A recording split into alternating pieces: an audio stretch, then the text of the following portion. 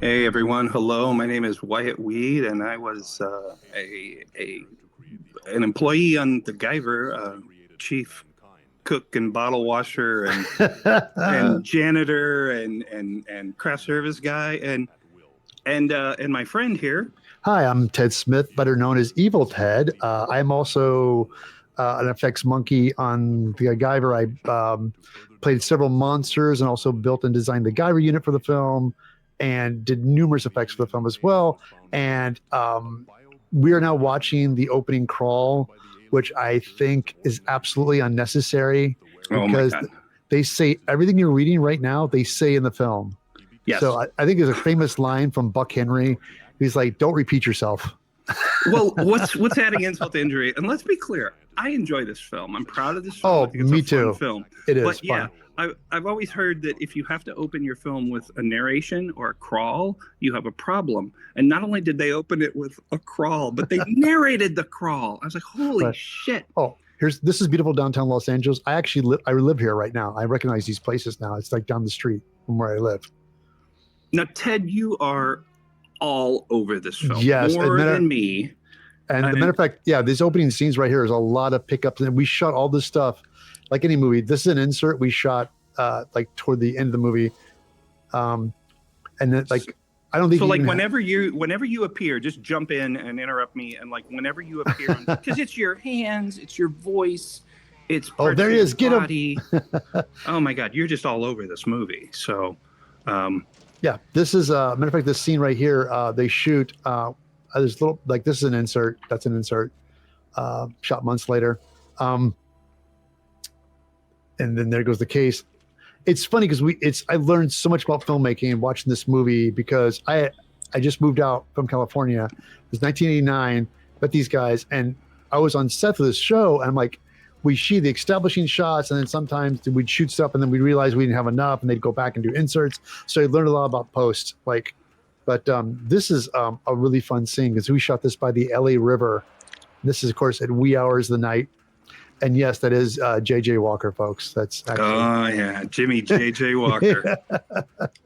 Oh my God, I don't know when's the appropriate time to say this, but like, there's footage, you've probably seen it, Ted, where JJ came in to audition for this part, and he came in like a suit, and he wanted to play it seriously. He wanted to be a real actor. Yeah, he did. And at one point, Steve was like, "Yeah, no, it's not what we're."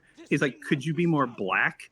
And Jimmy just kind of like, and he like was looking over the wall and looking out the door, and he's like, "Is there any black people in here?"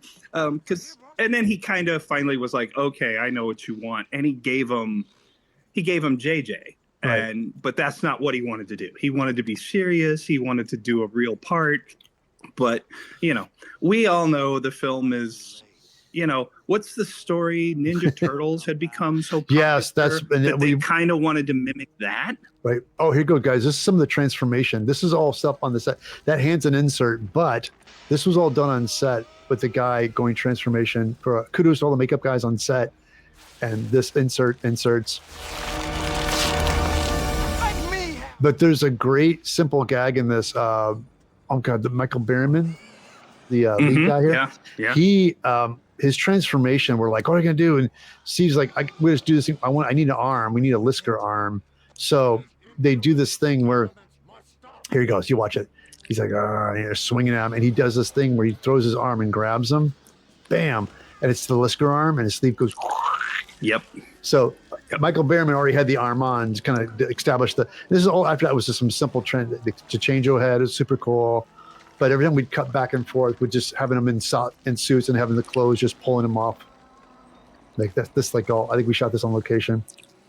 This is just a ton of creature work for a relatively low budget film. Like, I don't know if Guyver was even $3 million. I think that roughly is about $3 million. And the way this stuff was happening was Steve pulling in favors because all these guys like Eddie Yang designed the monster. I think Asao Goto, did he do the fish guy? Asao Goto did the fish guy, I think, and he did a bunch of the backgrounds. Brown guy, right? Yeah, you're right. Eddie did Lisker, and then Jordu did the elephant guy, and then Sal also did the bird girl monster, Right. and and Jim Cagle did Stryker. Jim Cagle. Oh, right. What did Moto do? Moto did this the Mark Max monster. Oh, right. Okay, the Max monster. Yes. Let's go. Oh, there he goes, disintegrating.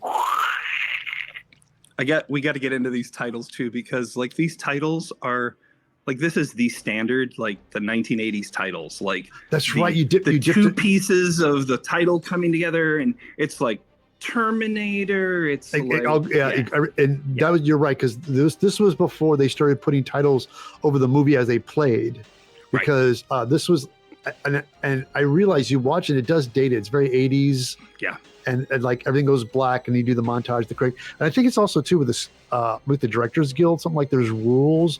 I knew that George Lucas, when they did Star Wars, George was like, I don't want to do that. I just want to go right into my movie and do the credits at the end. And they're like, nope. So he had paid penalties for it. Right. So this is standard. Oh, David Gale, awesome. But just the dramatic. Yeah, I love it. So this music too. I was commenting once online, and people were talking about the sequel, Guyver Dark Hero, and I said, "Oh, this is with the kind of the opening theme that's copying Total Recall." And Steve Wang jumped on and he goes, "How can you say no? The music's not copying Total Recall. Guyver Dark Hero sounds nothing like Total Recall." And I said, "Oh, I'm sorry. Maybe I was thinking of the Guyver." And he goes, "Oh yeah, the Guyver's totally copying Total Recall." Because if you listen to the music, it's like dun dun dun dun dun dun. Yeah, it's totally inspired by the Total Recall theme. Yeah. There it is, Brian. And then there's these little transition sounds in this film. These little yeah, the it's slash. almost like the it's slash. almost like we're Seinfelding from one scene to the other. Yeah, there's some goofy music coming in. Like for example, and I haven't seen the original director's cut in years. I saw it and I remember they cut out the original when we saw theatrically, and what got on VHS and DVD was all the transitions. They cut out the slash. Oh, right. Okay. So when I'm watching this last night, I realized, that the actual slash was put back in. So on you guys watching this on the Blu-ray, you guys watch this on cable, this was not there. So the slash cuts where they go whoosh in the split, that was not in the original release. So it's back in. And I have to tell you too, like I said in the beginning, I criticize the movie. I have some funny things to say about the movie, but generally I'm very proud of the movie. There's a lot of work in this movie, a lot of love and care went into it. But I saw an original early, like, rough cut of this film, and I was like, woo, oh man, like no sound effects, no visual effects yet. Right. And I was like, oh, holy shit, this thing is rough, man. And I have to admit, when I saw the cast and crew screening and it all been pulled together and all the visual effects had been cut in and all the color correction had been done, I was like, oh, okay. I mean, it was funnier and sillier than I thought it was going to be. But when I saw the final cut, I was like, oh, okay, that's slick. Like, yeah, the director's cut or the original rough cut, man, it was rough. But no, the final cut was really slick. I was genuinely impressed when I walked out of the theater. And just real quick heads up, guys. This is Mark Hamill, and this was 1989, I think, roughly, or early 90s. We shot this. I think we were shooting it in 90. I think we were shooting in 1990. In 90, okay. Because what I wanted to say was that it's like he's great in this. Mark he's casual. He's great. He plays this great, like he's nothing like the Luke Skywalker persona. He's this tough CIA agent guy, and I'm like, I wish he could have done more as when he was this age. And just that was the era where people are like, oh yeah, you're typecast, and nobody cast him a lot. And I think also, I think he was very selective what he wanted to do too. But, well, and he was really, oh man, like crazy story. But so this is as good a time to tell it as any. I had this friend, Jay Kelly, and Jay Kelly and I met in the 80s, teenagers, and we would go to science fiction conventions, and Jay looked a lot like Mark Hamill. Yeah, I And remember that. Yeah, right. Jay would dress up as Luke Skywalker, and I would dress up as Han Solo, and we'd go to science fiction conventions. Well, eventually I moved out to Los Angeles, and Jay helped me out a lot. Jay hooked me up. Jay loaned me money. Jay let me crash with him. Jay was, even though he was younger than me, he was kind of a big brother in some ways, where he helped me out and he took care of me. So I always kind of felt like I owed Jay. Well, we're getting into the creature shop and we're starting to work on Guyver. And Steve Wang's telling me, hey, I think we got Mark Hamill for the part. I think Mark Hamill's going to be in it. And he said, oh, Mark Hamill's coming into the shop tomorrow. Oh, he needs a body double. He needs a stand-in. Do you know anybody? And I was like, that's right. I know the guy. And Steve's like, yeah, have him come in tomorrow. Let's have him meet Mark and see if it'll work out. So I call my friend Jay. I'm like, Jay, how would you like to be Mark Hamill's stand-in? And he's like, you're shitting me. And I was like, no.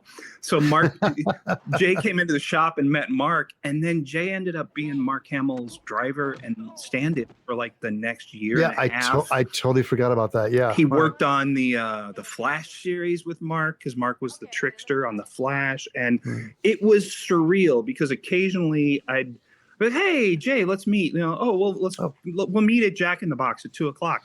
And we'd meet at Jack in the Box, and he'd pull up with Mark, and they'd get out of the car just talking like you and I are talking now. And I'd be like, fuck, that's my friend Jay talking to Luke Skywalker. And Mark was he was casual. But the point I was going to make was that Mark he really enjoyed the voiceover shit. And he was starting to get into the voiceover stuff. And it paid well. And there wasn't all the pressure and all the bullshit. And I'm sorry, just a quick shout out to my boy Johnny Psycho right there. Oh yeah. Johnny and I worked on a film with Steve called Kung Fu Rascals. This was this is all so incestuous because we just wrapped on Kung Fu Rascals. And okay, so you and I, growing up in St. Louis in the 80s, loving movies, loving Predator, reading about this guy Steve Wang, reading about this crazy guy Screaming Mad George. We were fans. And then we move out to Los Angeles, and you end up meeting Steve Wang. You meet him at a shop. No, we worked with Tales from the Dark Side, the movie. Tales from the Dark Side, the movie. That's how I met him.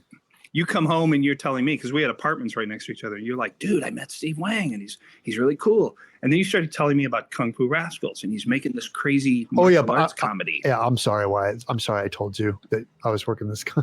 I'm sorry that I told you about Kung Fu Rascals, because then we both got roped into it. Oh my God! Well, it began.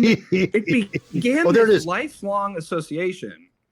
There was that crazy. This lifelong association with Steve, and it led to so much. And yeah, we worked our asses off, but God, we learned so much. And Steve, then once we finished Kung Fu Rascals, he pulled us into Guyver, and then he pulled us into Guyver Dark Hero. And I've worked on all of Steve's features, and it's been an incredible experience. A quick David Gale story really quickly here. Steve being a first-time director, working with David Gale. And so he, got these great genre guys. And I remember Steve saying, all right, give it to me. Go big, right? Go big. So David Gale went big, and Steve actually now this film was low budget, so I think they shot as fast as they could. They'd shoot probably 1 or 2 takes, and Steve afterwards, well, you know something, I realize now I'm going to say, hey, next time, can you give me half? Give me half, yeah. Don't like, hey, that was good. Like, hey, let's do that like half. Like Steve's realized, he goes, man, they go big, and he went big. So David Gale's big in this. And I think he's bigger than he is in most of his movies. Yeah, I agree. But his expressions and everything is times 10.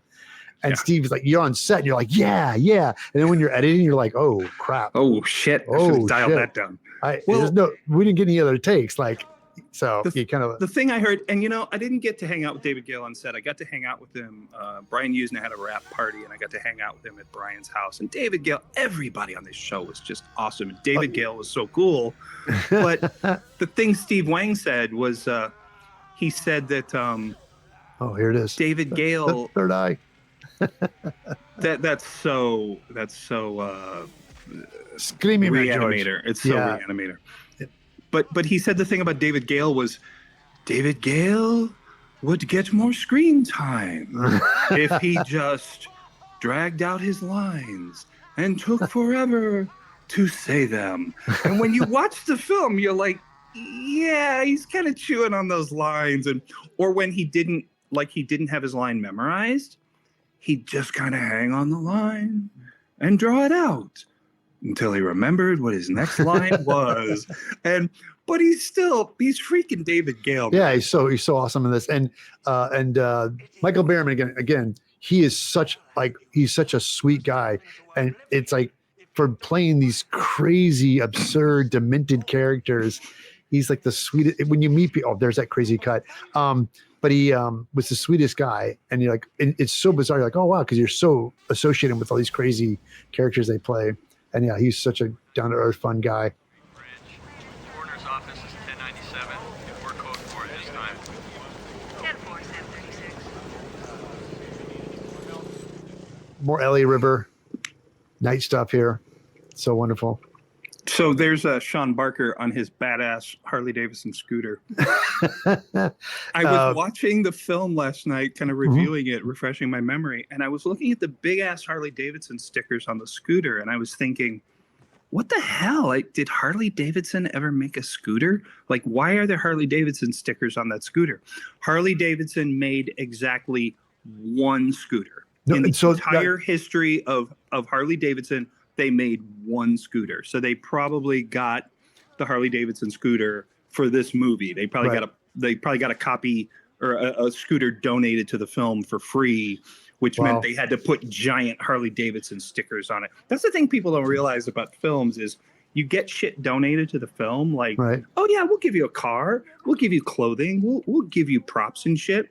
But you got to put our logo all over shit. Yeah. So you can't just have the scooter. It's got to be the scooter with giant Harley Davidson logos on it. Yeah. Oh, by the way, coming up, here's the magic moment.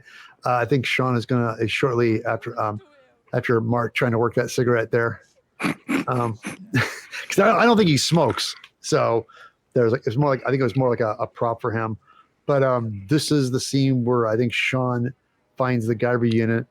You mean Ted finds the Guyver unit? Oh yeah, you find the Guyver unit. Yeah, we shot the stuff on location. He bumps it, and I had to make a total of 4 Guyver units for this film. I made 4, and each one did something. So he had the hero one that glows, right? Then I had a stunt rubber one, and then I had an opening effects one, and I had a sliding one. And the sliding one we built for just one. It's like a 30-second, like a 3-second shot. But I remember Steve going, I want him to hold it and have the side, like I want him moving. I'm like, what? How am I going to do that? I had like no idea. And so I remember making a Guyver unit that was open on the side. So I would have strips of rubber that looked like the sides, and I had pulleys on them. And it was like such a thing to where it was, if you ever saw it in person, you would laugh. It was such a jerry rig thing. It was made just to get the zoom. Oh, here we go. He bumps it. I think in this shot here, it's the on location was a rubber one with a light. We had like a light in there, and then the close up here. That's my hands, and the hero one. Right. And then that's him holding the rubber one, and then here's close up. Here is the hero, and then we go for the gag. Here it is. The sliding. Yep. And that was it. It's done. See, and back in those days too, like we were so in awe of Steve and George, and we were so in awe of these guys. Like and Steve would tell you, Steve would say, I need something impossible. And you wouldn't really second guess it. I mean, you'd kind of go, okay, all right, cool. I need to do this. And then later on, you'd kind of go, oh, Jesus, how in the hell am I going to do this? But you didn't want to let Steve down. You were like, Steve's the man. It's like, yeah, I can do this. And to Steve's credit, Steve would give you, there's the line in the film, give you enough rope to hang yourself. So Steve would give you enough rope. He would like, oh, you want to take this on? You think you can handle this? Yeah, I think go do it, man. You do it. I think the thing was interesting for, again, oh, by the way, all these set scenes, we all shot this in the valley. This was on a sound stage. So the apartments and stuff are actually sets. This is all a set. I also think this is when Mark Hamill slipped into his Columbo impersonation. Oh, he's very Peter Falk here for a moment. He is. There's a certain couple things, and I think he's like, so about this Guyver here. One more question about this Guyver. It's very Peter Falk for a couple lines. I think when it's you, there's the gag with the mirror, and he's like, "Yeah, a great place for a mirror." Like, Yeah. Like, and, oh, by the way, that line was not in the script. Mark Hamill had that added I remember that. Yes. because he had a beef. He's like, I'm a CIA agent. I got my gun drawn. And he goes, I'm going to scan the room and stand where a guy can see me in the mirror with the door. And everybody's like, no, Mark, it's like, that's part of the gag. And he's like, really, guys? Really? And he fought for it. He's like, and they're like, no, Mark, we that's in the shot. And Mark's like, well, I'm gonna I'm gonna say, well, a good place for a mirror. And they're like, okay, fine. So that was Mark's justification, like, because he's like, that makes no sense. Why would I do that? And So, Ted, did you actually get to like work with Mark much? Or oh talk to him yes, much, or- matter of fact, the scenes we're gonna be coming up to is the whole him in the alley transformation scene. Okay, When, cool. All right. That was, we shot all that, which is coming up soon. Because we shot the movie backwards. We shot everything, all the big stuff first, and shot all the beginning stuff toward the end. Like this stuff was shot first, but all the exteriors of them going in and out and kidnapping Miss. Oh, spoiler alert, guys! They kidnap her. When they kidnap her, we shot all that the same night, and Mark's trailer was there. And he knew me from being in the striker suit all the time. Oh, okay. And so he accepted, because we had a fight scene. I got the knock. That was my big claim to fame. I got to knock Mark Hamill to the ground in my striker suit. But we did all that first. So by the time we got there, he knew me. So we were shooting the night stuff. And had to do a couple pickups outside of him, trying to save Miski.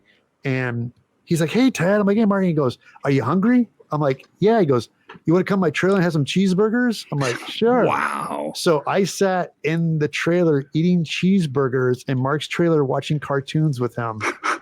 So that was my Mark Hamill. And like a jackass, I never asked for a picture or autograph or anything. I kicked myself in the butt for it. So. Oh, that's so freaking cool. That's so freaking cool. Again, guys, real quickly, all this is shut outside, but all the junk was brought in. We brought junk in because you couldn't use, like, you don't want actors laying in real junk. So we brought all this stuff, all the actors, we brought all this stuff in. It's all set dressing. And God, Spice Williams, my wife's like, is she a bodybuilder? I was like, yes. You think? Oh, Spice. Man. And again, I don't have a bad word to say about anybody on this show. No, same here. I didn't butt heads with anybody. There wasn't any actors with attitude. It's crazy. I know behind the scenes there were probably budget issues and scheduling issues, and Steve and George were always kind of pushing for more time and more shots. But so I'm sure there were scuffles that we didn't see, but on set with all the actors and all the crew, and it just it was really, really awesome. Really. Here it comes, guys.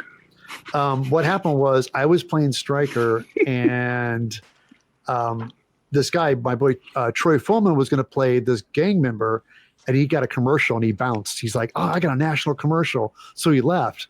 And Brian Usna was like, oh, let's replace him with Ted. And Steve's like, what? Yeah, the guy that plays striker. So there I am. This is thanks, Brian. This is my part as Ronnie, the gang member. Ted, you are so freaking good in this. I don't mean to blow smoke, but my wife said, so good. When we watched this together, my wife's like, oh my God, you can actually act.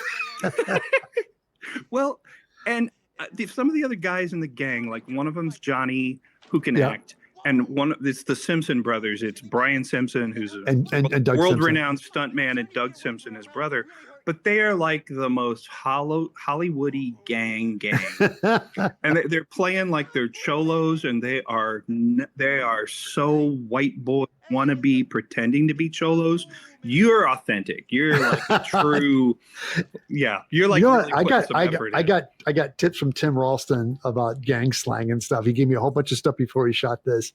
He's like, yeah, say this, say that. Here's some slang. I'm like, okay. And there's Johnny again. God, I'm so skinny and so young and so vibrant. Was that when we called you Ted Auschwitz Lambada Smith? Yes, yeah. You guys did. Yep. I was so skinny, and people had made fun of me for it. But I was Ted Auschwitz Lambada Smith, and then of course Brian Simpson was Brian Girly Man Simpson. Yeah, Brian Simpson. And he became Brian Girly Man Simpson because it was like he was the primary Predator stuntman in the movie Predator. Like he's got the Predator suit on, and he's leaping treetop to treetop, and he's doing all this crazy wild shit. And Steve Wang asked him to do something like on Kung Fu Rascals, and it was like, I don't know, like, here, fall over here next to this cactus or something. And Brian was like, no, I'm not falling next to a cactus. He's like, oh, Brian Predator Girly Man Simpson doesn't want to fall on the ground. Yeah, and it's stuck. Oh, here's guys. I can tell you some injuries here coming up, and it's the funniest things. Simplest stunts, and there's some injuries. We're all fighting here, and there's that. Oh, get it? There's a box spring mattress thing without any fabric, the big metal thing. Ooh, yeah, yeah. So Brian, oh, here we go. Gotta wait. I'll tell you later. We get up to it. Well, this fight scene, what I like about Steve was he had enough experience. We had a general idea what we were doing, but we would just wing it.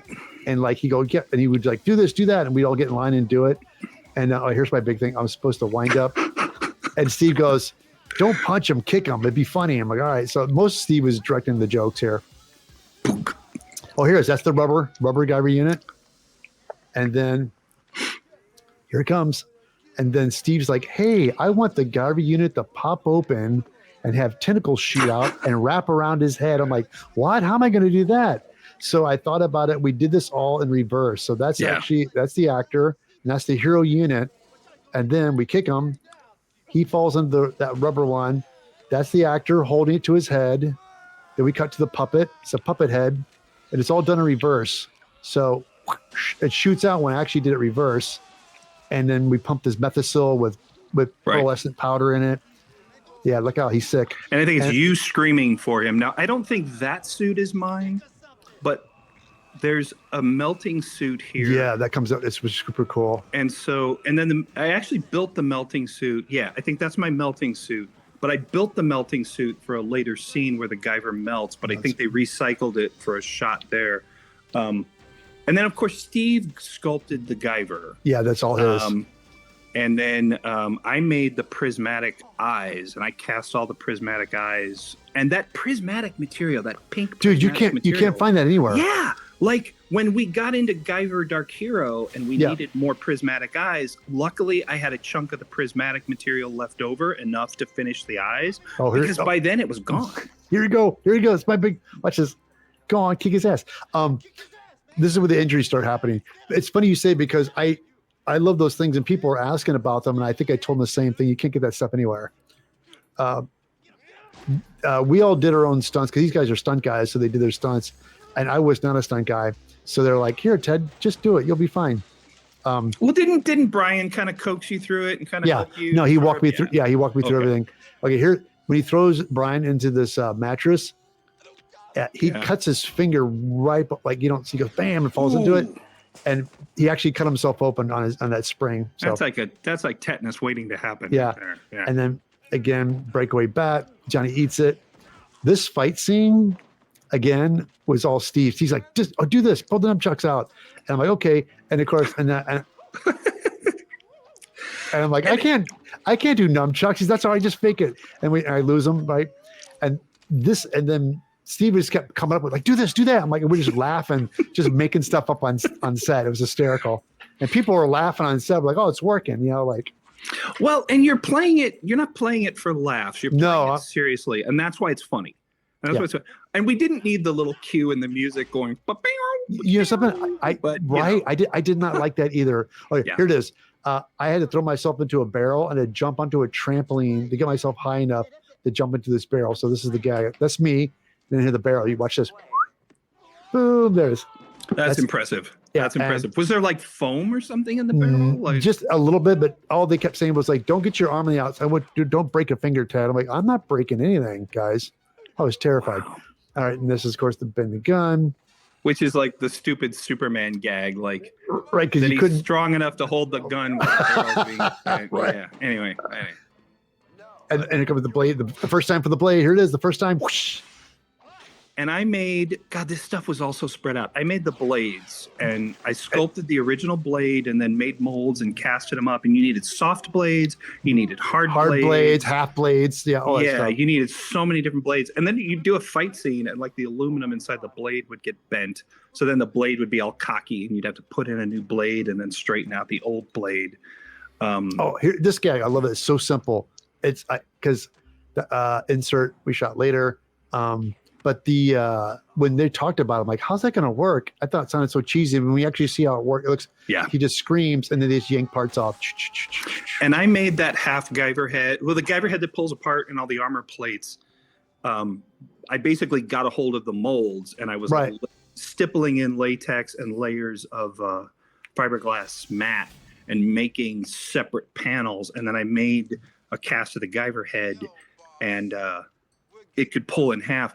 And one of the things that I learned so much was because Steve would be like, I would just like, I'd get hold of Steve's Guyver head and I'd copy his paint job. It was like, it wasn't that my painting was so good. It was that I would watch Steve paint and then I'd sit there with his Guyver head and mimic his paint style. And in the process go, oh, that's why he did that. Or, oh, that's why he put that undercoating on. And just by mimicking Steve and copying some of his shit, God, just learned so much, so much.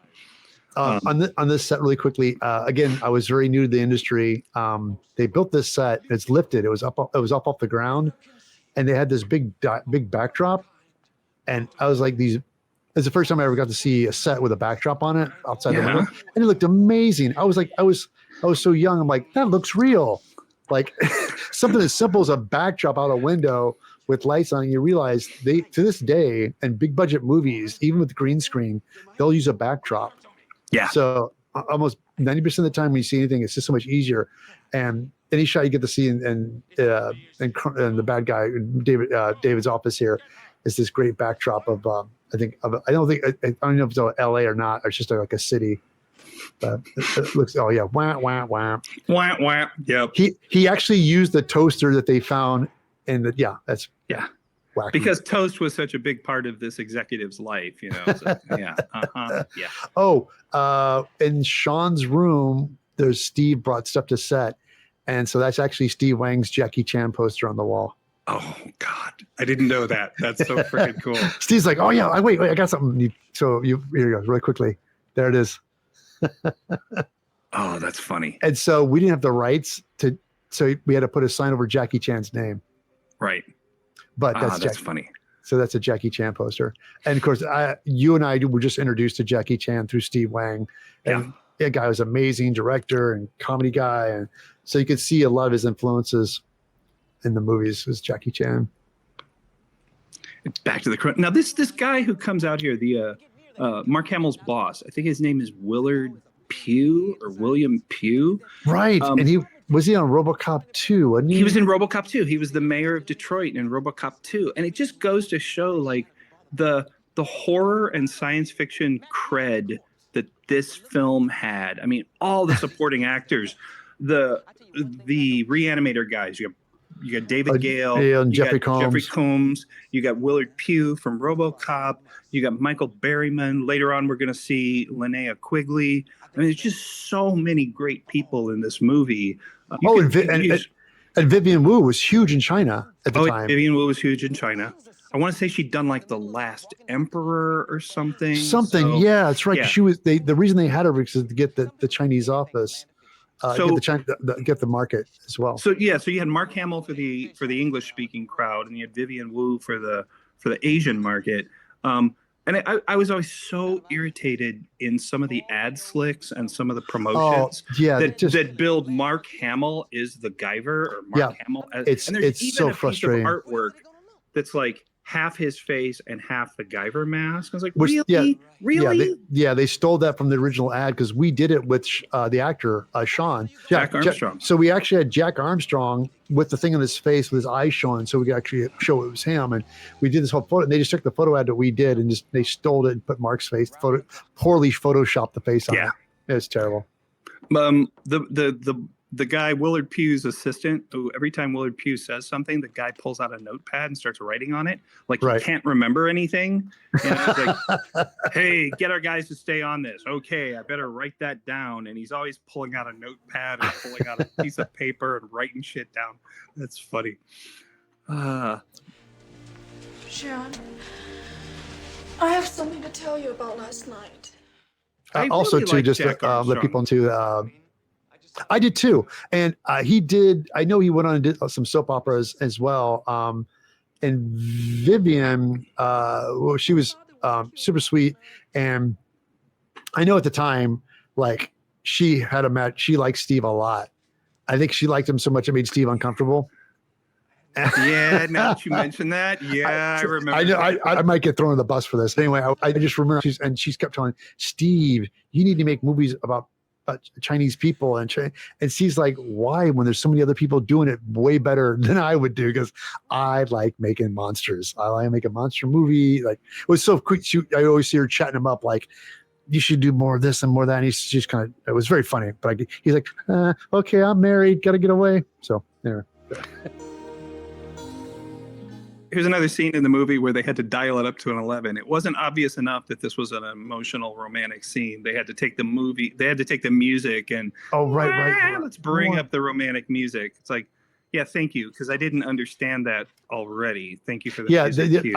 Again, guys, we love this movie. Just the musical cues drove us nuts. Because even when we saw it, when it was all done, I think you and I were like, why are they putting the musical cues in there? why are they doing that? It makes no sense. We shot all this. This is all like in a sound stage, and it's just I'm cracking up. Look at these TVs in the background. Oh my gosh! Because we shot this movie in the early '90s, which makes me realize it was still the '80s. Basically, we're still in the '80s, and also all the tech and the TVs and stuff are just like old. It's so dated, and I love it. It's just like all the old tube TVs and everything we had. You don't really need to go. It should just be a minute. Okay, what if I go get something to eat and bring it back? And we could just talk? Okay.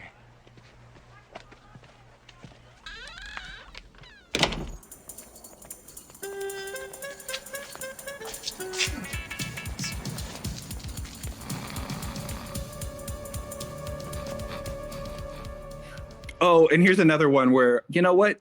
Like you were talking about David Gale and the big performance. This is like, Spice, I think you need to take this to 11. Like, I think you really need to dial this performance up. I think this needs to be, and again, no criticism to Spice, because somebody called action and somebody called cut and nobody gave notes. So, and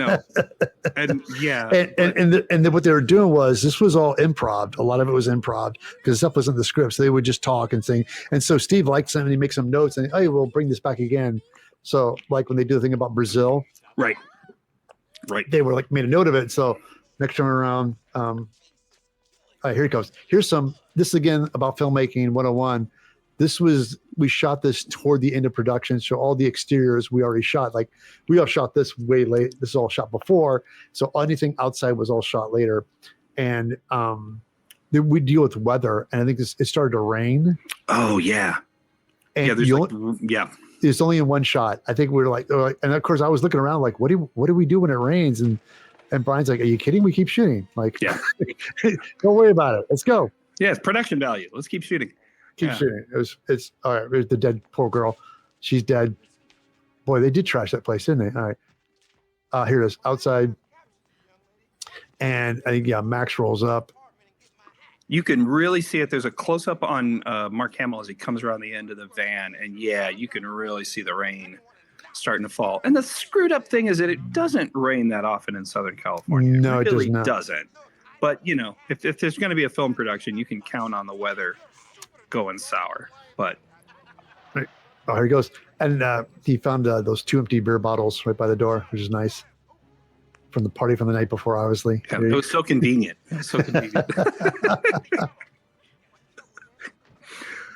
There he comes. Oh, there it is. Oh, look at the rain. And then again, I think it was all shot the same night. Oh yeah, you can see it rain. They got Niski!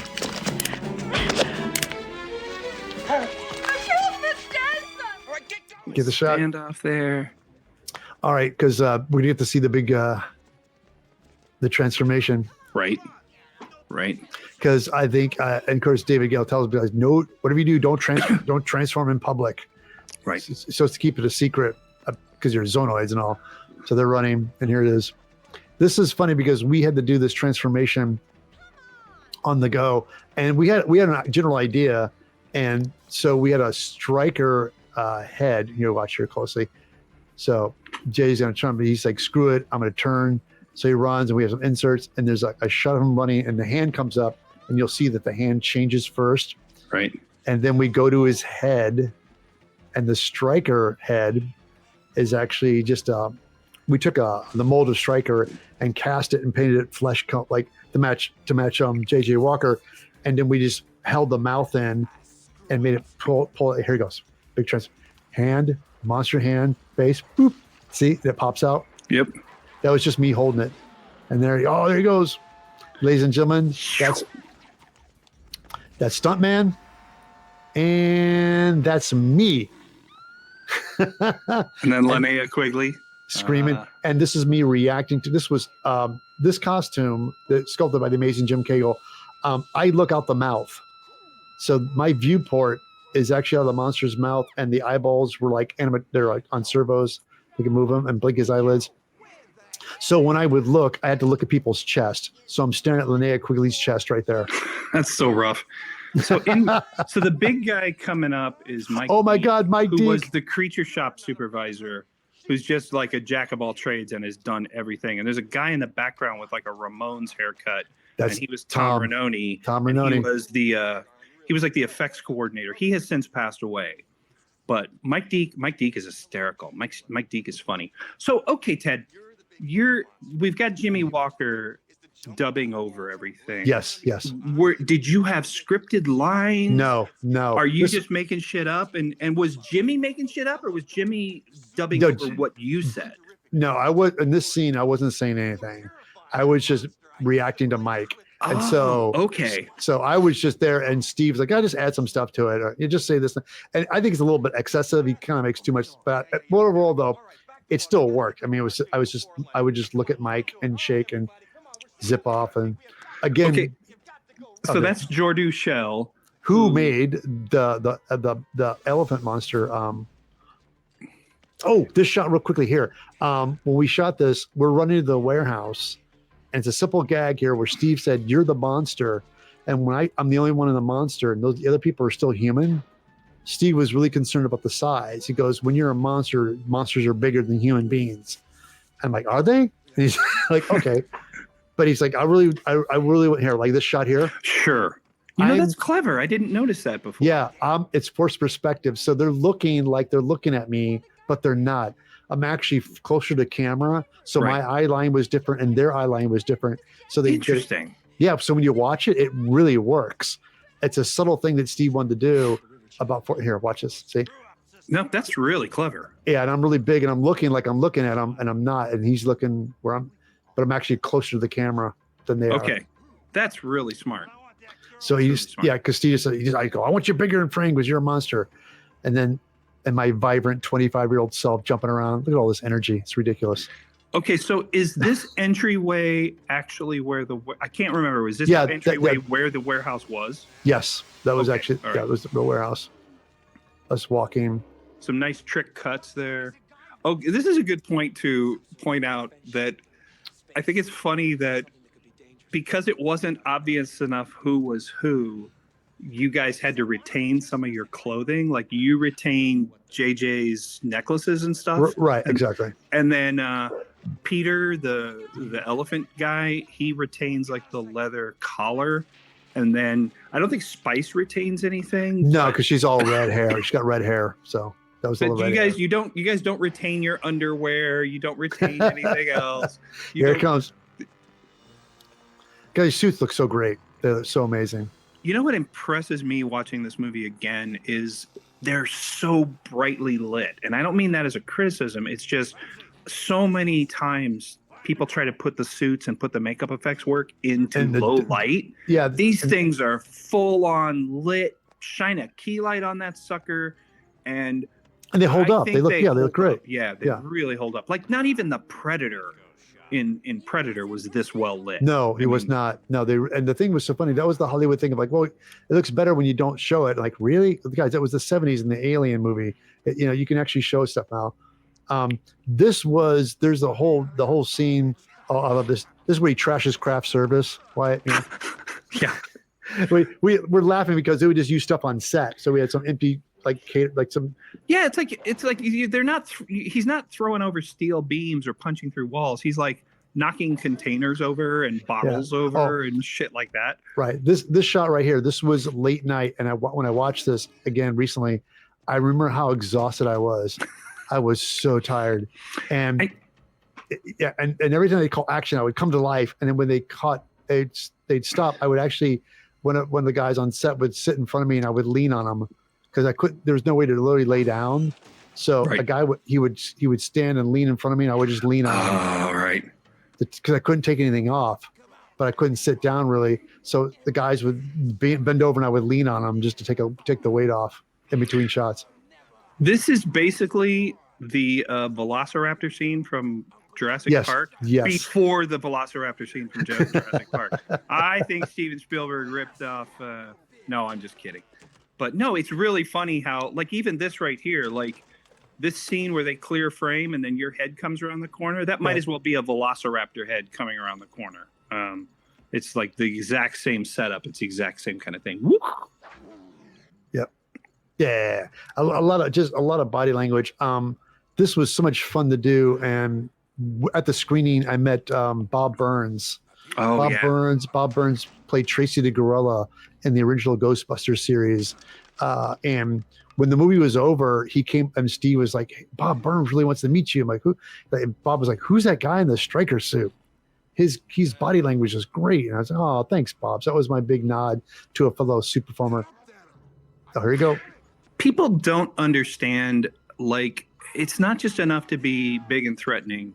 There's a lot to being a creature performer, and it's a weird mix because you're under so much foam that, like, you have to be big so that it translates through, but you still have to be realistic and you can't be cartoony. And here we go. This is not me. That's impressive. Stunt. Yeah, it's a stunt guy.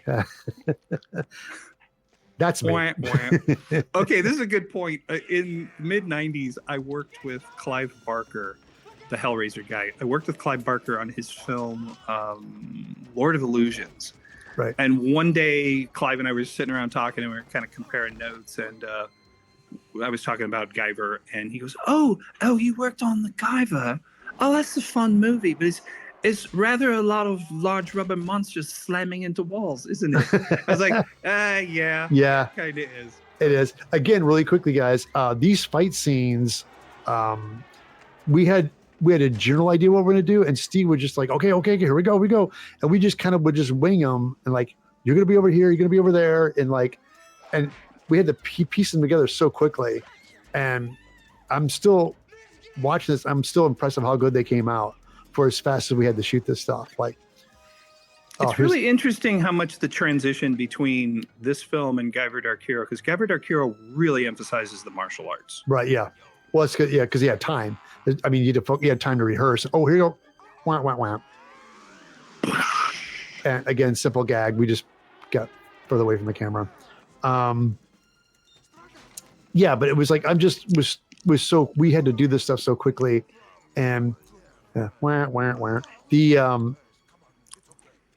We would block stuff out as much as we could, and then we'd walk through it, and then we'd start shooting it in bits and pieces. And Steve was so used to Kung Fu Rascals, he just wanted to pull everything off the camera and do it all handheld. And I don't think that, I think this is your voice here, or your voice heads. Oh my God, that's right. These characters' voices, I did both of them. Because there's, again, a Sal Goto's foam monsters they made here. Yeah. Yay, Ted. Okay, here's a loaded question. Go. Did you get a SAG card out of this? Did you get? I did. Yeah. Well, I got. You did. Okay. Well, it wasn't because of strikers, because I was Ronnie. And Okay. we'll get right. into that. Yeah, we'll definitely get into that later. When Okay. I got to show up and speak as Ronnie. Oh yeah. Again, guys, those two creatures that showed up, to the side. Oh, I get yelled at here. They were foam fabricated. These suits were sculpted and molded, and the other ones were foam fabricated by Sal Godo, and he made those things so quickly. Sal was like he did a lot of stuff for like a lot of the Rainbow. Japanese. Rainbow. A company was called Rainbow, and he worked there making Japanese superhero villains. He would make because It would be for stuff like the Changeman films, the Monster of the Super Week, Sentai stuff. Okay, yeah, the Monster of the Week stuff. because boy, he could, and he never slept. He never slept, and he churned that stuff out. It was amazing. Okay, there's a bit here where, he slaps Vivian Wu. This is horrible because Vivian Wu was sweet and her character was fine. But Steve was telling me about a screening he was at once where what's his name, the character? Lisker. When Lisker turns around and smacks Vivian Wu, the entire audience started clapping. And he was like, oh that's not a good sign. He's like, okay, here we go. This Here we go. transformation, Wow. I actually sculpted the Jack Armstrong puppet. It was about Stop motion, 14 man. inches high. And then Ted Ray did the stop motion. Sal Godo built the miniature set. Andrew Clement came in and did the painting on the face and stuff. A lot of really, really cool stuff there. And all pre-digital, all done with opticals and in camera and motion control work, which is just... Okay, so this bit where you rap, Ted. Oh my God! Did you have that all rehearsed? And No. What happened was, here he goes, and we had this thing, and they come up to go, Ted, yeah, we had this thing you have to rap. I'm like, what, rap when? Like now? What?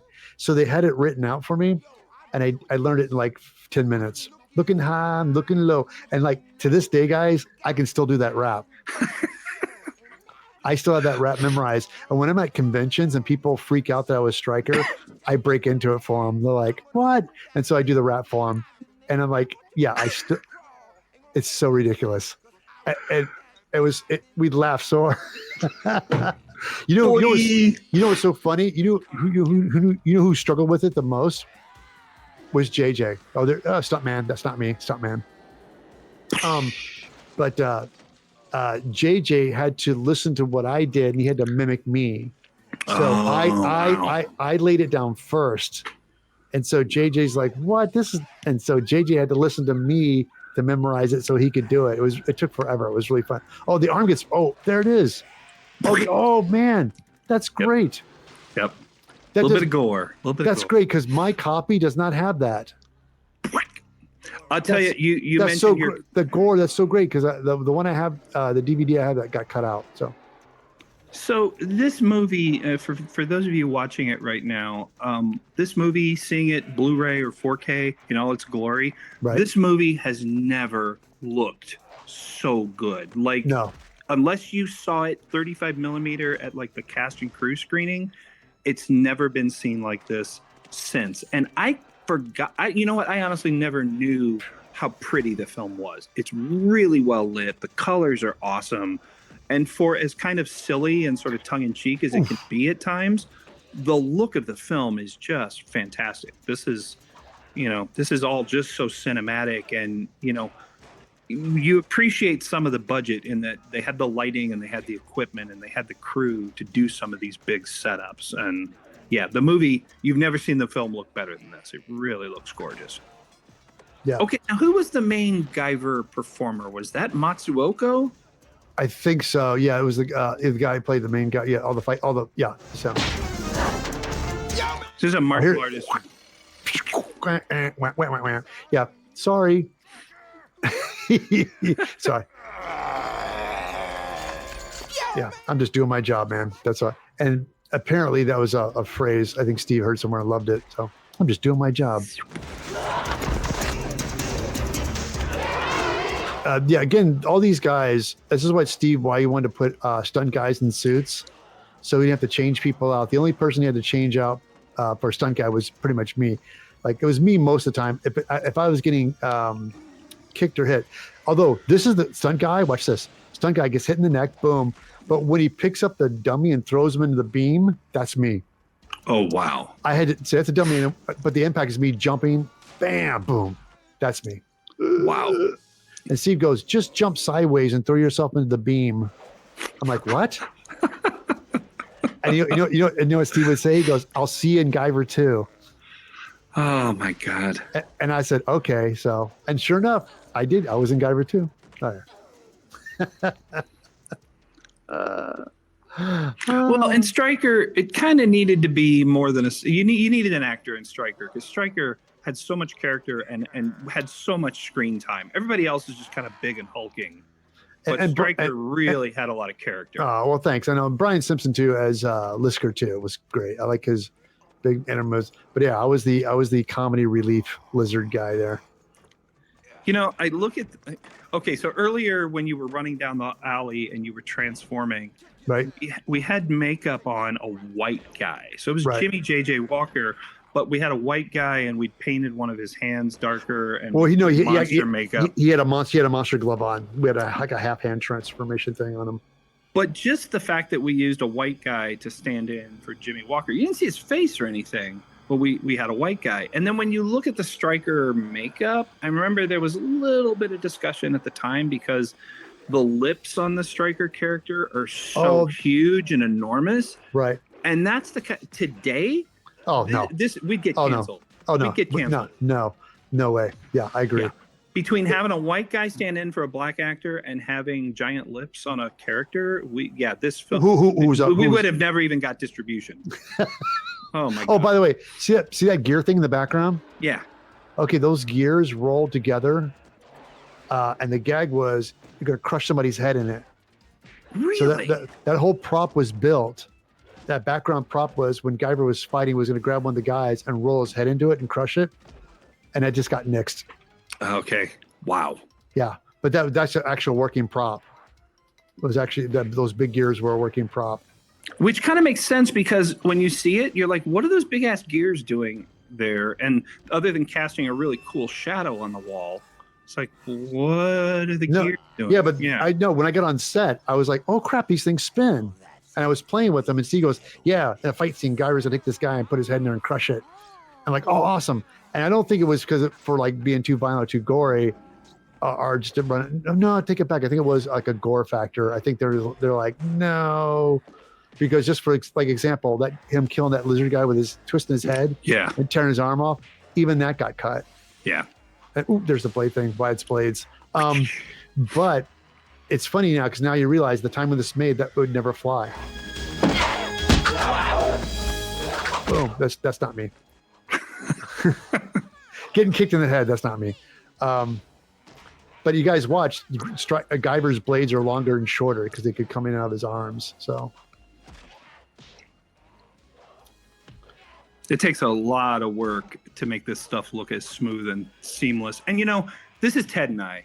Ted and I are available. We're out there. We're in the public. We got asked to do commentary. There were so many makeup effects guys. That's right. So many guys who worked on this, not just us. And then there were just the Noris and the Asaus and the Motos and the Jims and the Sean Smiths many guys that worked on this film. Andy Clemens too. There's a bunch of guys, a bunch of great makeup people who got their start in these shows who are like big guys now. Yeah, it's amazing. We're one of the monkeys that stayed around the longest on this show. We're out there in the public and we whore ourselves out endlessly. And that's why people know us, because we're out there going, hey, would you like my autograph? I worked on that. No! You did a lot of stuff for this coming up scene here. Yeah, I made this melting Guyver suit, and basically what I did was I got like a reject latex pole of the suit, and I kind of rigged it on a big board with cable pulls from underneath, so that basically 3 or 4 guys could pull down on the cables and just make the suit collapse. And basically, I took this Guyver suit and I sculpted melty parts on it and made it look all distorted and melted. Now, there's a melting head shot too that was done by putting wax inside the Guyver head mold Right. and then using heat and melting the wax and running it at high speed. Did you build the chest thing, White, or did somebody else do that? I think Somebody else built the chest thing. Somebody Yeah, else built that's the chest thing.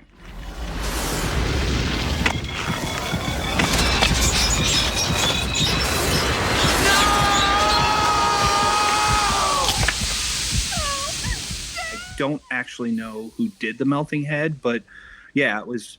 And this gets into so many different departments. This is like Mike Deke pumping stuff out of the head. Somebody built there's my melting suit. Yeah, and that's actually then that melting suit got used in the earlier scene where he first forms too. right. So, Exactly. Yeah. There There it you is. go. That's That's the the wax. time lapse of the wax head melting, which wait. again I didn't do. Yeah, my big I get the knock Mark Hamill to the ground. Here he goes. Watch this. I get the knock Mark Hamill to the ground. There's the bubbly body.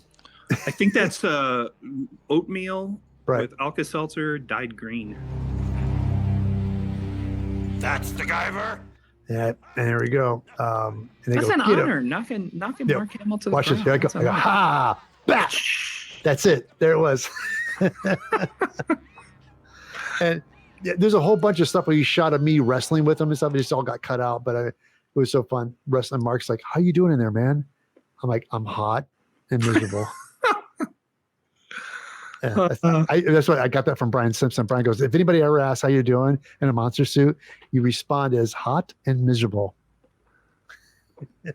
Oh, the 80s creepy stuff. Here it comes. Oh, the creepy, weird stuff. So there's a scene coming up here. Okay, I mean, you and I have been talking about this whole film all along, but like, it's so hard to say what we were. I officially on this film was a lab tech and the miniature supervisor. So there's a lot of miniatures coming up later in the film, and I was the miniature supervisor. So that was like one of my key things. As a lab tech, God, you did everything. We made creature molds, we made the full body molds, we did parts, we ran foam, we did props, we did so much shit. So one of my first miniature shots is coming up, and this is something. Right. This is so spectacular. I love this shot. You could either call it a foreground miniature or a hanging miniature. I think it's both. It's a hanging foreground miniature. Basically, yeah. And what it is they had full-size growth tanks on set, but they weren't real spectacular. And they didn't have a lot of money to make this big whole epic corridor.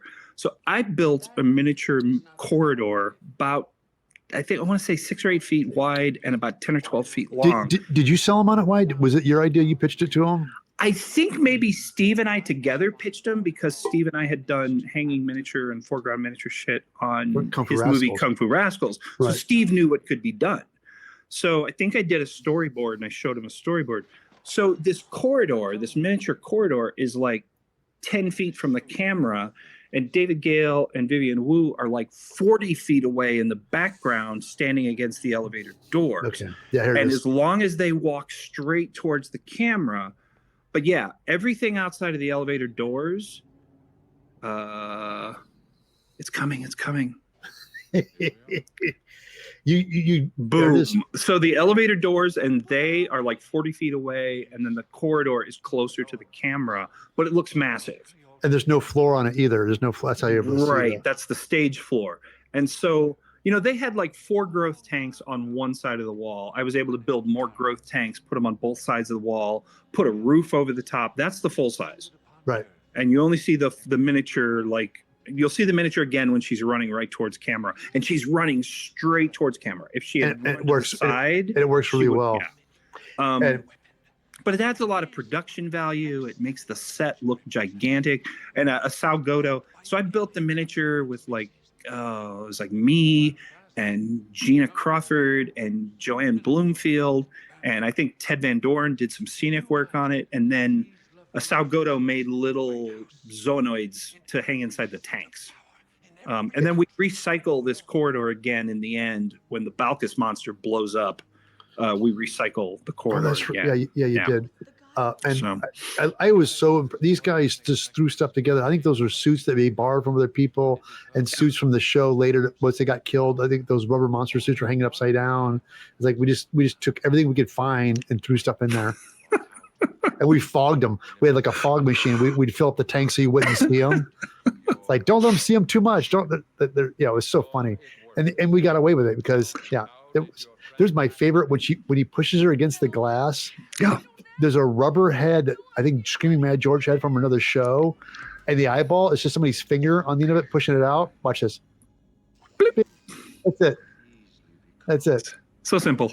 Yeah, it was just a rubber mask that George. We stuck an eyeball on the end of a glove, and we just pushed it out. And nowadays that would be like $100,000 CGI shot. Oh my god! I was like, guys, just put an eyeball in there. Just push it out. Just and we did it. Got to go, and it looks great. We're sitting on a powder keg. We gotta go. But like you said, we're all flying by this time. It's getting we're all flying by the seat of our pants. We're running out of time. We had 2 units going at the same time. Yeah.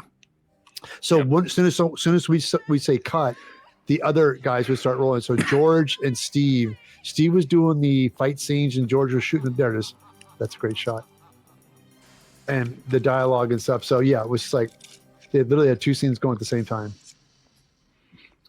2 units going at the same time. Right. Again, this set, I loved it. I was very new to the movie industry, and these guys, the speed they built this set and had it structurally sound and had metal scaffolding and guys could walk on it was just amazing. They were building this while we were shooting. Yeah, it is pretty impressive set. I mean, given the low budget of the film with the overhead catwalks and all the steel work, that is actually a puppet that I had from another film, and I didn't realize what was going to happen. I think I loaned it to production, and it got covered and modified and got latex put on it, and I don't think I ever got it back. Or it was offered back to me, and I didn't want it. I was like, nah, it's okay. I'll pass. And there's Jeffrey Combs, ladies and gentlemen. The great Jeffrey Combs, the Reanimator himself. What a reunion here. Yeah, it is, right? Just David Gale and Jeffrey Combs together. Wow. And also a big nod to my friend Eddie Yang, who was the one puppeteering your monster, Wyatt. Oh, okay. Eddie was underneath there moving that monster. And sooner or later, most of these guys came by the creature shop, which was really fun to just, like, Brian Usna would bring all these people by, and I don't know if that was like, here, come and see what we're doing. Here, let me sell you on this project. But yeah, sooner or later, everybody came by the shop, and you had a chance to talk to everybody and hang out and just geek out. It was just great. Yeah, and this whole lab stuff, I had the job that they had the control metal. They wanted it to grow, and I was like, "What?" And Steve's like, "Yeah, I had the scene where the control metal is growing," and George is like, "Yeah, just do hot melt." I'm like, "What? Use hot melt?" I'm like, "What's hot melt?" And it was fishing lure rubber. You would melt it and you'd pour it into a glass of water and make these tendrils. Right. So I ended up just getting a bunch of gel, like rubber, and pouring into water, making these tendrils. And then, oh my God, it looks amazing. It's great for like guts and monster stuff. And are you talking about the scene where it's in the chamber here and like it's growing? Because then I did the one where she's holding it and it starts to grow on her hand, which was, again, reverse action stuff where we wrapped the tendrils around her hand and then we pulled them back.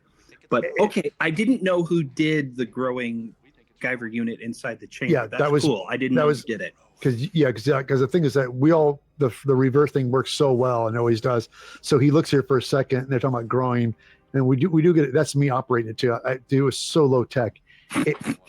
That thing glowing, guys, there it goes. Okay, was this an insert shot later? Yeah, that was insert. Okay. And also the glowing, guys, it was me on a Variac off camera, turning the bulb up and turning down, turning up and turn. We didn't have any digital technology. We didn't have Arduino code like electricals. It was just me on every time you saw the control metal moving or glowing, it was me off camera with a Variac, like a trained Variac turning the knob. That's how we did it. And it worked, man. Yeah, and it worked. It worked. And every time you see the Guyver's head, either his light was on or it was off, but it was when it was glowing or pulsing, it was on a Variac.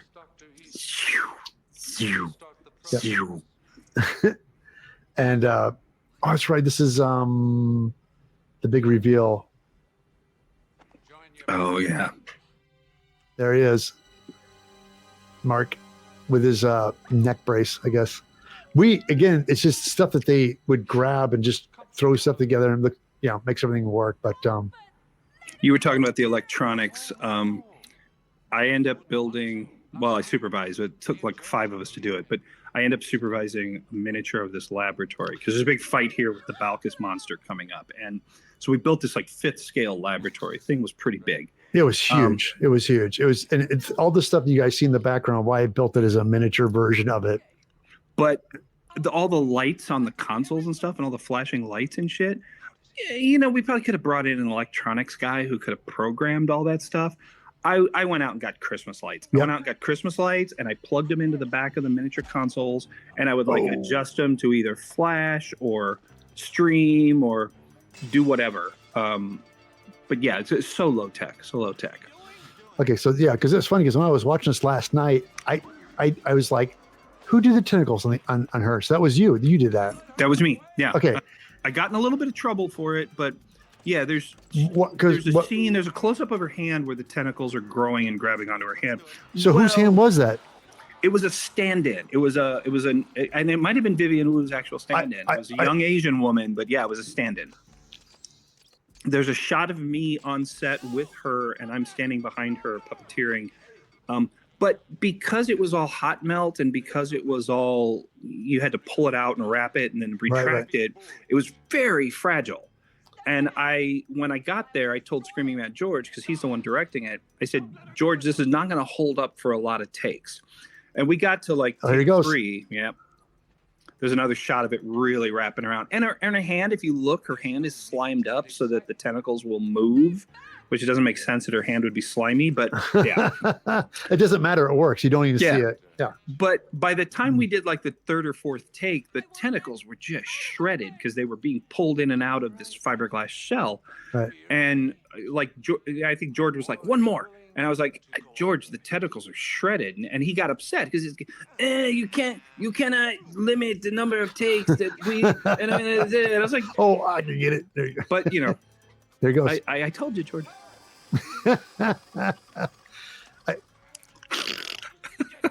Now, did you shoot? That was actually her. Oh, here you go. Yeah, that was actually her. And again, this monster is the one they killed earlier, and they put a new head on it. Oh my God, you're right. So, I didn't even notice that. You're absolutely right. I was just doing my job. This is that monster is the suit before they got his arm cut off. So they put a new head on him because we just didn't have any more monsters. So we had to take this guy. Oh, that's crazy. God. And it's funny, but it's really horrible too. He's reaching down this guy's throat. That's just horrible. Yeah, it's all gross and weird. It's hysterical. And I cannot. It's like, if you've gotten this far in the movie, then the Jaws reference isn't gonna shock you that much, right? Shock you anymore. But I couldn't. I remember sitting in the theater going, "Wow, really? Seriously?" Yeah, me too. I was like, guys, there, boom, there it goes. Dun, dun, dun, dun, dun, dun, dun, dun. I was like, "Oh man!" And there it comes out of it. I think at some point we had Johnny Psycho. I think it was somebody. For some of it coming out, I think we did it in pieces. I can't remember, but I think when he came out completely, it was the actual fighter guy, and for some shots, it might have been Johnny in the suit. Okay, that makes sense. Yeah, because it was just all in pieces. We were trying to put things together. Because that's him right there. That's the guy. That's our hero. He's so guy. Shiny and newborn. That's really cool. He's been. Oh my God! If you work on a creature film, with Steve Wang, you have to get used to the idea of putting KY jelly on everything and then spritzing it down with water. Yeah. It's like spritz them down, rub some KY on them, and my God. Right. And I used to laugh about it, but when you watch the movie, the reason the creatures look so cool is we have a bit of a sheen to us because we all would get watered down and glisten between shots. Me, not so much, but a lot of them, they just would. And now watching it just makes them pop better. Yeah. It's like the old saying, when you shoot night scenes on black asphalt, you have to water it down. It just eats up light. So. Right. Yeah, and again, that's a spider monster there. I think Asal made those two. The little spider guy and this guy are both Asal Goto monsters, all foam fabricated.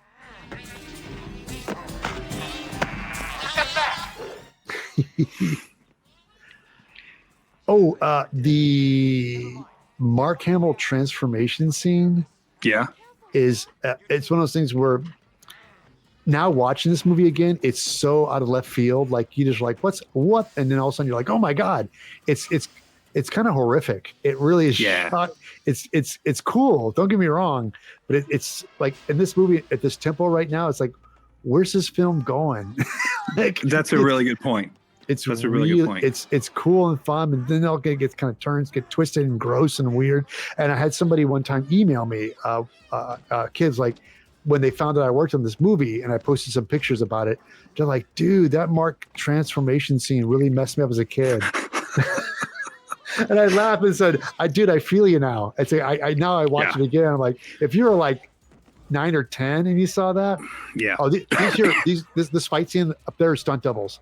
That's a Vivian Wu stunt double, and and that's Kenny Lesko. Like these guys right here, they're stunt doubles there.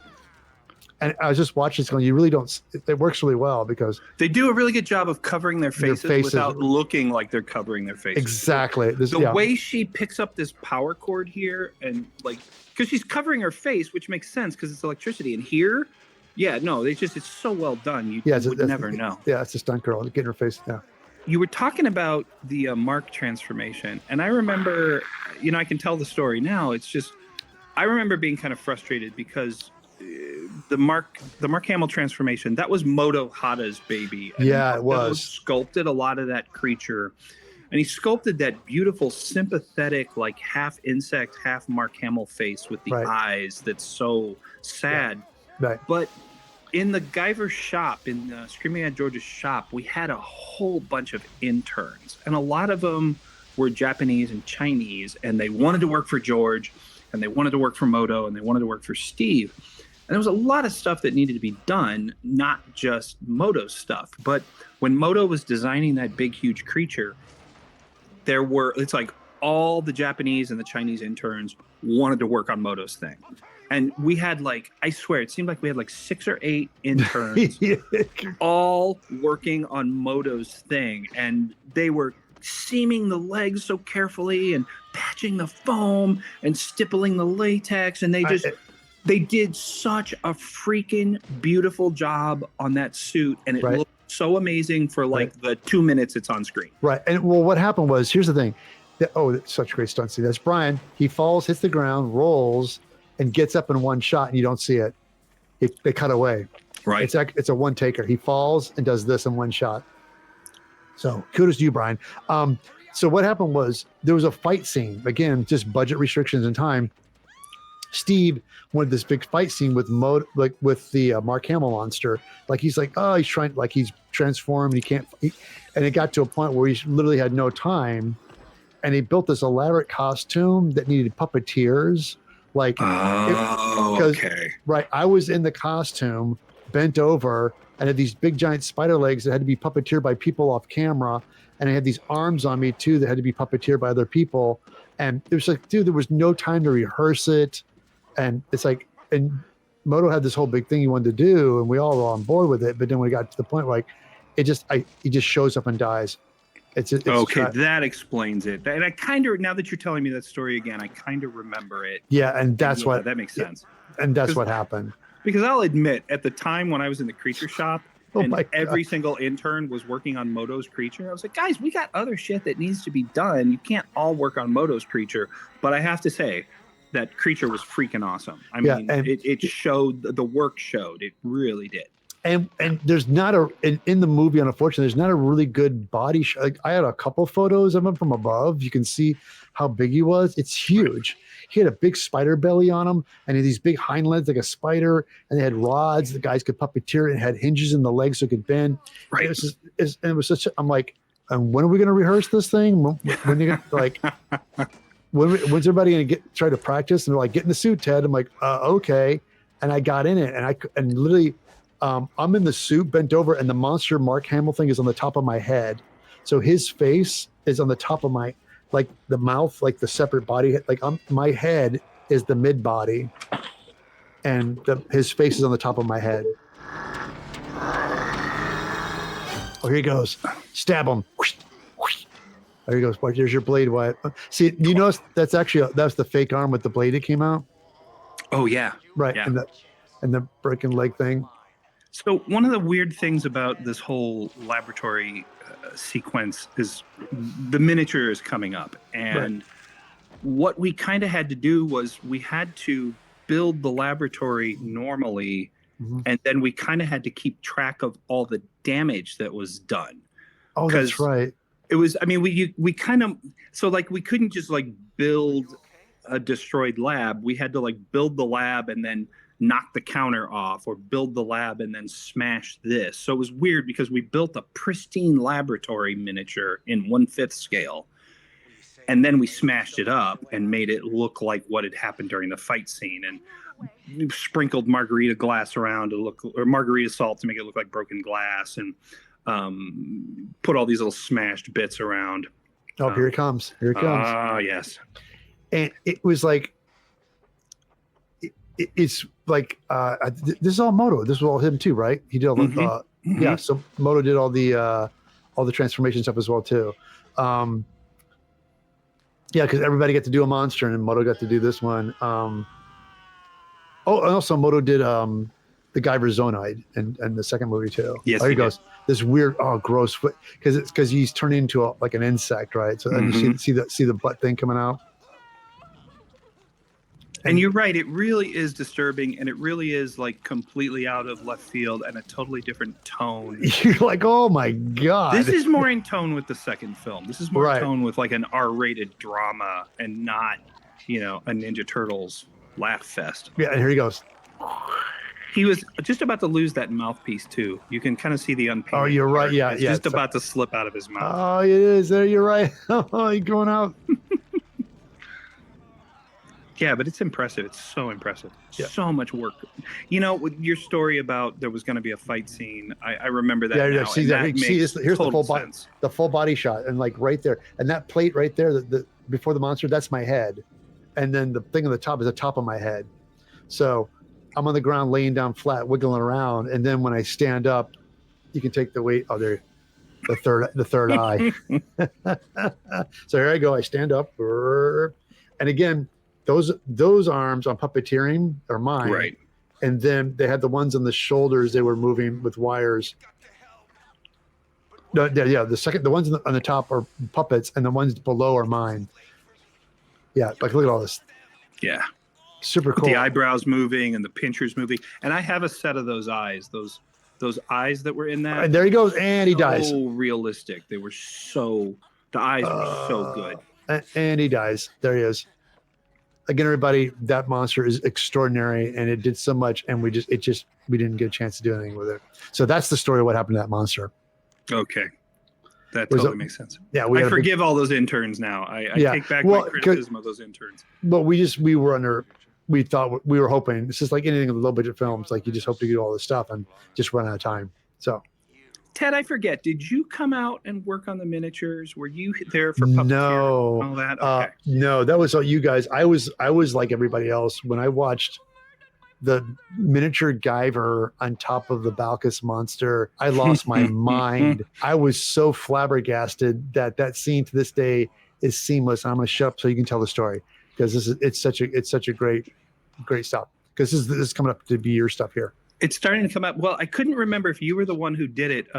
Balkus is about to get kicked back through the doors, and you see his eyes. And basically his eyes are rising, and they're getting bigger and spreading farther apart. And I swear to God, all it was like a black wrapped, like a sock on somebody's hand. And I'm trying to remember who did it. And we had a red LED on 2 fingers.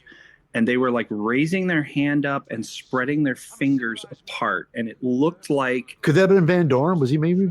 It could have been Van Dorn, but it looked like the creature was getting bigger, and like the eyes were getting spread farther apart. It just made it look like the thing was growing. And it was the simplest gag in the world. And I think somebody tried to build a slot gag. They tried to build 2 sliding slots and put the lights in the slots. And eventually we were just like, just put the LEDs on the tips of your fingers and just raise your hand up and spread your fingers apart. And that's all it is. That's all it is. You know, I watched this before. I was missing that, so now I'm actually going to pay attention because I saw the eyes glowing, like, and then I didn't realize they were moving. Oh, here he goes. Come and get me, which is a great gag. You're like, wait a minute, he wants to get hit, and then. And this miniature. Oh, well, let me hold off for the great finger gag. Oh wait! Oh, here he goes. You see him? I see him. So imagine 2 red LEDs on the tips of somebody's fingers. As the Guyver's overlord, my powers Oh, they're getting bigger. magnified beyond belief. And then you cut away, and at a point you cut back, and this is Screaming Mad George's 1/5 scale puppet now coming out onto the 1/5 scale miniature. And at this point, the cutting back and forth, the storyboarding and the figuring out of this all worked really well because it's like miniature and then full-size arm. Oh, that's right. You guys made big arms. That's right. And then there was a big full-size head, but yes, so many miniature shots, and they're intermixed. Like that's a full-size head, full-size arm, and that's all full-size. But it's so well intercut and intermixed. There's a scene where Guyver, oh, there it is. Miniature. Looks great. So cool. There's a scene where Guyver shoots up to the upper deck. Oh, here And comes we actually dropped the puppet and then ran the footage in reverse. And then it looks like the puppet goes shooting up into the air. Ooh, right in the eye. Yeah, that was the reverse shot. So there's a scene here where the Guyver jumps down onto Balkus's head and he's pulling his horns and he's fighting with him. That was another reverse action shot where we Oh, here it is. attached the floppy puppet. We attached the puppet to the horns, and then we just moved the head around, and the puppet just kind of flopped. But when we ran the footage in reverse, it really looks like the Guyver is wrestling with him and pulling his head and that putting looks a lot of strength amazing. into it. That looks amazing. I sculpted the miniature Guyver puppet, of course, based on Steve's design, maybe 14 inches tall, and we made like a rigid one that was posable. And then we made a floppy one for all the scenes. Now, the Guyver is mine. Now, this is for all you people, the Guyver fans out there. Of course, there's the monster mouth tongue thing. You don't really get to see the chest gag until the very end, because that's the big signature thing that Guyver can do is shoot out of his chest. And here he comes.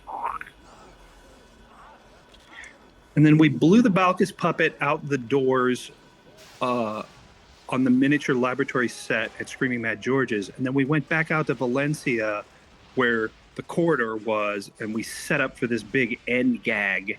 Oh, man, look at that fire. Wow. Yeah. That's so awesome. It was nuclear, and it was so cool. If you rewind that and watch, when Balkus explodes, you can see like a ring from one of like the metal control things in his neck. You can see this metal ring come flying out. But what are you going to do? In the days before digital, you couldn't retouch that stuff.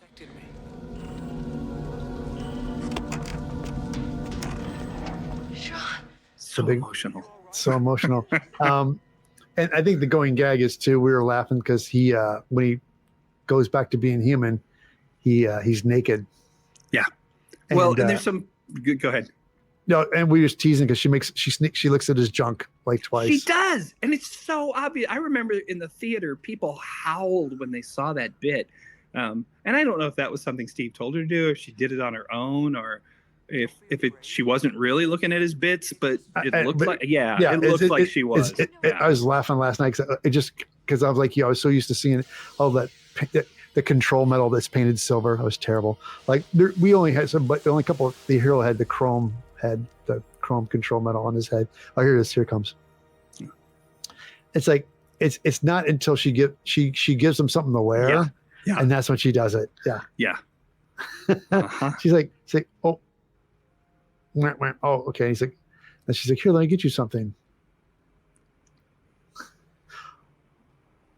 You got wait. Careful there. Careful. You don't want your Guyver unit to accident. Careful. Yeah, I wouldn't. You gonna kiss while you're naked? That's risky. Yeah. Yeah. All right. I've got nothing to hide then. Oh, here she goes. Watch this. Oh yeah.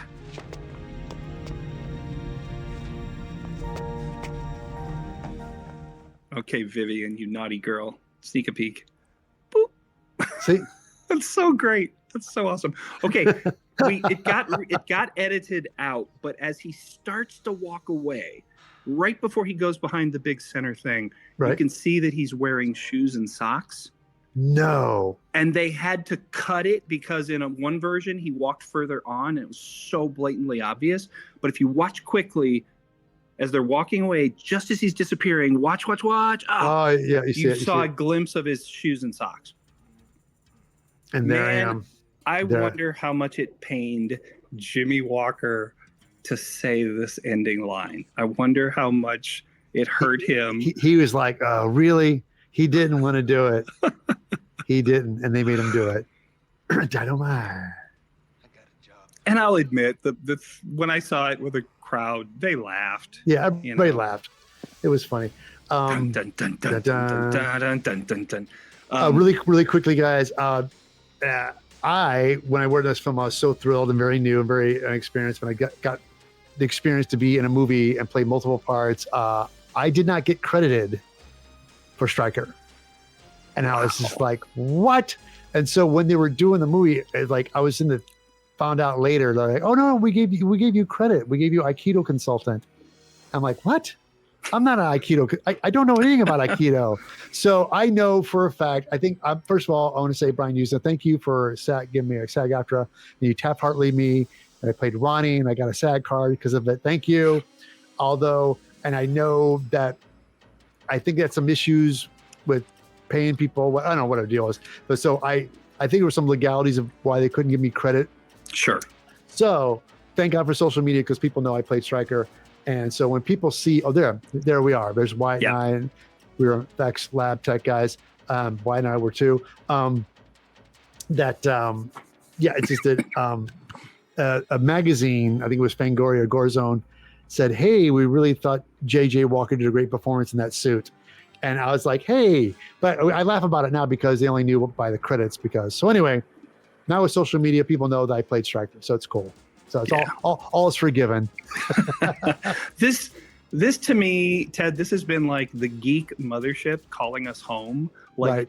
You know, all those years ago, living in South City, St. Louis, dreaming of working on films, working on our own little movies, and then going to Hollywood, meeting Steve Wang, working on Guyver movies, right, and then doing the commentary on the Guyver 30-something years later. It's surreal. Yeah. It's been an honor. It really has been an honor. It has been. Also, really quickly, every time I go to a convention and people ask me, I always tell them, it's you that got me in this industry. It was you that moved out and I followed you. And it's since I worked in a miserable job, you came out to California. Within a week, you were working on a zombie movie. And I was like, what? So I literally quit my job and packed my entire life in a cube van and drove out there because of you. So and I appreciate that. I blame you, Wyatt. I blame you. Well, and you were so, I mean, it was the truth. It's like, man, I'm seeing what these guys are doing. Ted can do this. Ted can do better than this. Ted can do this. I know. And you made the mistake of telling me that when I was at a job and I gave my 30-day notice. My parents were pissed.